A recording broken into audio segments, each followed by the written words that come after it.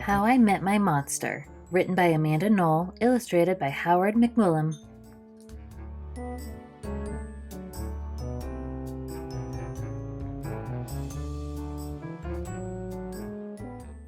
One night when I reached under the bed for my truck, I found this note instead. Monsters meet here for final test. Z. Ha! My parents were obviously trying to trick me into staying in bed. I didn't believe in monsters. So I crumpled the paper, grabbed my truck, and zipped over to my garage. I heard some creaking and rumbling, but I wasn't scared. Our house always made noises at night. But then a voice under the bed scolded, "Stop that stomach rumbling. The child will hear you." Voices? Stomach rumbling? If this was a part of my parents' trick, it was pretty cool. I peered into the inky blackness. 5 pairs of eyes blinked back. "See? Now he knows we're here," the voice sighed. "One of you has broken monster rule number 1. Maintain the element of surprise." This is no trick, I thought. There are monsters under my bed. A long-necked yellow monster slid out, followed by 4 little monsters. "Rule number 2, the yellow one instructed. Never block the bed. All of you, scoot over." Hey, I realized, that one must be their teacher. I sat up straight, mesmerized by the monster parade shuffling across my bedroom. "That's better," the teacher monster said. "Access to the bed is clear. Now, who knows rule number 3? The purple monster teetered on his tiptoes and gurgled, "Get the child into bed." "That's correct, Genghis. And how would you do that?" "Well, Mr. Z, I would roar my scariest roar." "All right, give it a go." Genghis took a deep breath, opened his mouths, and let out a tiny burp. Stomach rumbling would have a better chance of getting me into bed than that funny little noise, I laughed. "The child is right," said Mr. Z, shaking his head. "That was not sufficiently scary. Genghis, I am sorry. You're not the best monster for this child." There was some creaking as Genghis slunk beneath the bed. Before I could investigate where Genghis had gone, Mr. Z asked, "Now, who wants to try to get the child into bed?" The orange monster looked at the ceiling, and the red monster looked at the floor. Only the green one looked at me. First, he stared at my toes and started drooling. Then he took a step toward me, and I heard that rumbling noise again. I sprang into bed so he couldn't get my feet. Mr. Z blinked. "Very unconventional, Gabe. Your stomach gurgles seem to be what this child needs. What I needed was to make sure this little Gabe monster didn't eat my toes." "Right, you 3. The child is now in bed," said Mr. Z. "As every monster knows, the ultimate objective is rule number 4. Who can tell me what that is?" The orange monster bounced and squeaked, "Keep the child in bed until it falls asleep." "Correct, Morgan. And how would you accomplish that?" Shadow puppets," she squeaked again. Gabe whistled through his nose, and I snickered, but Mr. Z said, "Interesting idea. Try it." Morgan hopped onto my night table and flailed her arms near my lamp.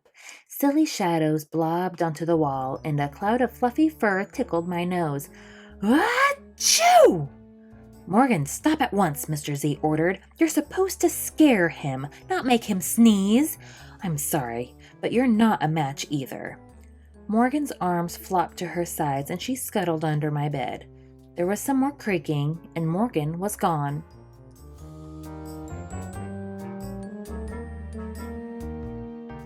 After all that sneezing, I really needed a tissue. Suddenly, a huge shadow of uncut claws loomed across my room. Awesome, I thought, and kind of scary. I froze in place. "Powerful performance, Gabe," said Mr. Z, "but do either of you see a problem?" "Ooh, I know," chirped the red monster. "The child is out of bed again." Correct, Abigail, Mr. Z continued, and one of you must get him back in. Let's revisit rule number 1. Maintain the element of surprise. All at once, poof! The monsters vanished. Then I heard more rumbling. Were they hiding in my closet making noises to scare me? Ha! No, it was only my stomach grumbling. All this excitement was making me hungry. I tiptoed past the closet and peeked out the door. So far, so good. No monsters. Then I stepped over the squeaky stair and sneaked down to the kitchen. As I reached into the pantry, I heard some chattering behind me. I sure hoped it wasn't that toe-loving Gabe. I yanked open the fridge. Ha! It wasn't Gabe. It was just the red monster, shivering on the shelf. Found you! I laughed. Nice try, Abigail, said Mr. Z, but this isn't working. You're not the right monster for this child.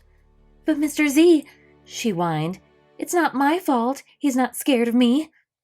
I'm sorry, Abigail. Let's go. Abigail clomped behind Mr. Z. When I heard the creaking, I knew she was gone.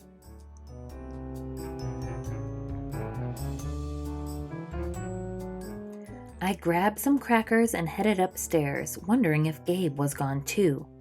I munched all the way down the hall, then went into the bathroom to brush my teeth again. When I opened the door a minute later, Gabe was definitely not gone. He was right there, and he was huge. I charged into my room and slammed the door. When I leaped into bed, I knew my toes were safe. Whew! I was surprised to hear breathing under my bed, ragged breathing and stomach rumbling. I peeked over the edge of the bed. Green ooze spread soundlessly from underneath. Hey, kid, Gabe growled. Good to see ya. I pulled my covers up tight. Now, if you don't mind, I'd like to start the evening with an ominous puddle of drool.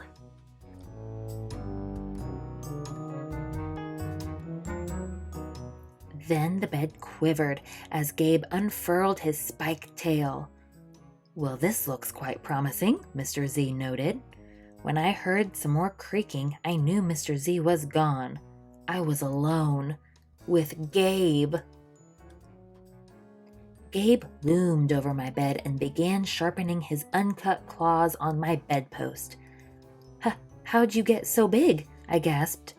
Rule number 5, my friend, he explained. People food makes monsters grow, so thanks for the crackers. Got any toes I can munch? I scrunched in my feet so Gabe couldn't get them. This was way better than playing with trucks. No toes tonight, but you can have this, I offered, tossing a stuffed monster off the bed.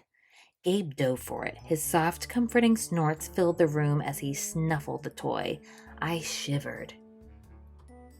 Kid, I think this is the beginning of a beautiful friendship. No other monster can scare me like you, I giggled. Gabe was the monster for me. His snorts and ooze were perfect. I yawned, then shivered again. I was asleep in no time.